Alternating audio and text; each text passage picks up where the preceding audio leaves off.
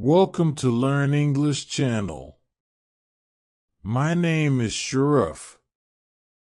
Today is our 6th lesson about phrasal verbs. Let's get started. Acquaint with. Meaning, to make someone familiar with something. Examples. 1. This training session will acquaint you with the new software. This means the session will make you familiar with the software. 2. I wanted to acquaint myself with the local customs before traveling. This means the person wanted to become familiar with the customs. 3. The manager asked me to acquaint the new employees with their responsibilities. This means the manager wanted the new employees to be informed of their responsibilities.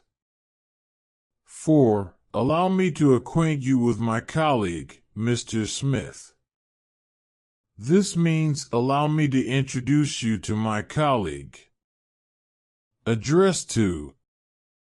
Meaning, to direct something, communication, a question, to someone. Examples. 1. The speaker addressed his remarks to the concerned citizens in the audience. This means he directed his spoken comments to them. 2. All formal complaints should be addressed to the company's legal counsel. This means the complaints should be directed to the legal counsel. 3. She addressed a heartfelt apology to her friend. This means she spoke an apology directly to her friend. 4. Please address your questions to the Human Resources Department. This means to direct your questions to that department. Adhere to. Meaning, to follow a rule, belief, or practice closely and faithfully. Examples. 1. All employees must adhere to the company's safety regulations. This means employees must follow the safety rules. 2. It is important to adhere to a healthy diet and exercise routine. This means it's important to consistently follow a healthy lifestyle. 3. The contract states that both parties must adhere to the agreed-upon terms. This means both sides must follow the contract's rules. 4. We should adhere to our principles, even when it is difficult. This means we should remain loyal to our beliefs. Admit of. Meaning.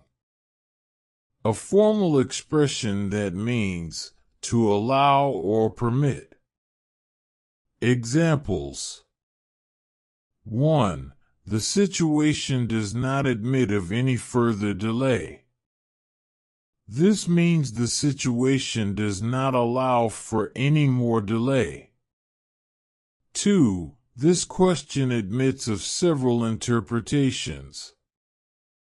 This means the question allows for multiple ways to understand it. 3. His explanation admits of some doubt. This means his explanation leaves room for some doubt. 4. The problem does not admit of a simple solution. This means the problem does not allow for an easy solution.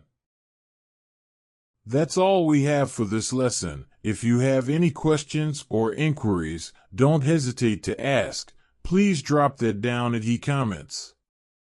Please do not forget to subscribe, like, and share. Goodbye.